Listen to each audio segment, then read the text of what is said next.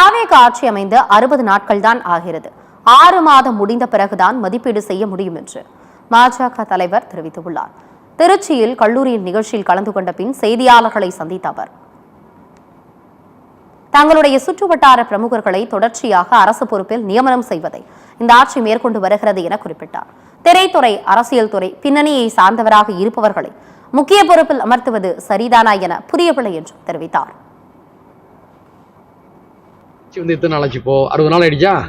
சரி, 60 நாள் ஆயிட்டு 6 மாதம் போனதுக்கப்புறம் தான் மதிப்பீடு செய்ய முடியும். அதே நேரத்தில் அவங்க டாஸ்மாக் கடைகளை 717 கடைகளை மூடினாங்க. அது ஒரு நல்ல விஷயம், நான் அதை பாராட்டுறேன். படிப்படியாக பூரண மதுவிலக்கை அமல்படுத்தினா நிச்சயமாக ஒரு நல்ல மதிப்பெண் போடலாம். காத்திருப்போம், ஒரு 6 மாதம் காத்திருப்போம். மதிப்பெண் போடக்கூடிய அளவுக்கு நாட்கள் இன்னும் கடக்கல. ஏன்னா அப்போதான் ஆட்சிக்கு வந்திருக்கிறாங்க, அனுபவ குறைவுன்னு சொல்கிறாங்க. புதியவர்கள், அவங்கள்ட்ட குறைகளும் இருக்குது.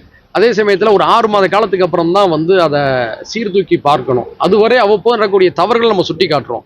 அவங்களோட வாக்குறுதிகளை அமல்படுத்துவதற்கு ஒரு அவகாசம் தேவைதானே. 6 மாதத்திலிருந்து 1 வருஷத்துக்குள்ள அவங்க அதையெல்லாம் செய்ய தவறுனாங்கன்னா கண்டிப்பாக நம்மலாம் கடும் விமர்சனத்தை முன்வைப்போம். மதிப்பெண்களையும் 100க்கு எவ்வளோன்னு சொல்லி போடுவோம்.